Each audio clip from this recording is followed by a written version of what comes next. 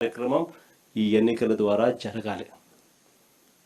ఎప్పుడైనా గుర్తుపెట్టుకోండి, కార్యకర్తకు సంబంధించిన ఎన్నికల్లో మీరు కార్యకర్తకు తోడుగా ఉంటే రేపొద్దున మీ ఎన్నికల్లో అదే కార్యకర్తలు మీకు తోడుగా ఉంటారు అన్నది మాత్రం ఎవరు మర్చిపోవద్దండి.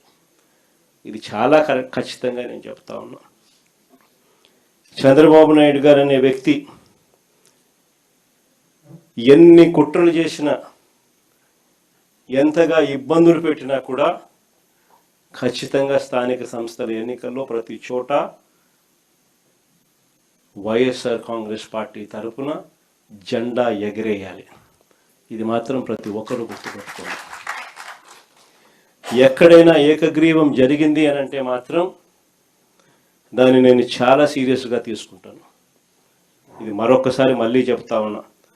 అలా జరిగితే అది నియోజకవర్గానికి సంబంధించిన ఇన్ఛార్జ్ ఫెయిలియర్గానే అది నేను భావిస్తాను అని మాత్రం ఖచ్చితంగా ఈ సందర్భంగా ప్రతి ఒక్కరికి కూడా తెలియజేస్తా ఉన్నా. ఎక్కడైనా కూడా కొన్ని చోట్ల మనకు ఒక గ్రామంలో ఎస్సీలే మనకు అండగా ఉండొచ్చు, అలాంటి గ్రామాలు కూడా చాలా ఉంటాయి.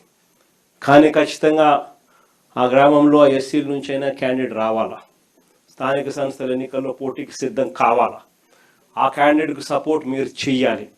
ఆ క్యాండిడేట్కి అనిపించాలి, నాకు వైఎస్ఆర్ కాంగ్రెస్ పార్టీ తోడుగా ఉంది, నా ఎమ్మెల్యే క్యాండిడేట్ నా చెయ్యి విడవలేదు, ఊర్లో డామినేషన్ నేను తట్టుకోగలుగుతాను, నిలబడగలుగుతాను అని చెప్పి ఆ క్యాండిడేట్కి అనిపించాలి.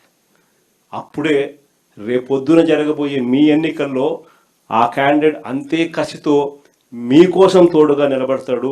మీరు ఆ క్యాండిడేట్ గెలుపు కోసం ఎంత తోడుగా నిలబడతారో ఇప్పుడు ఇది ప్రతి ఒక్కరూ గుర్తెరగమని చెప్పి ప్రతి ఒక్కరికి కూడా ఈ సందర్భంగా తెలియజేస్తా ఉన్నా.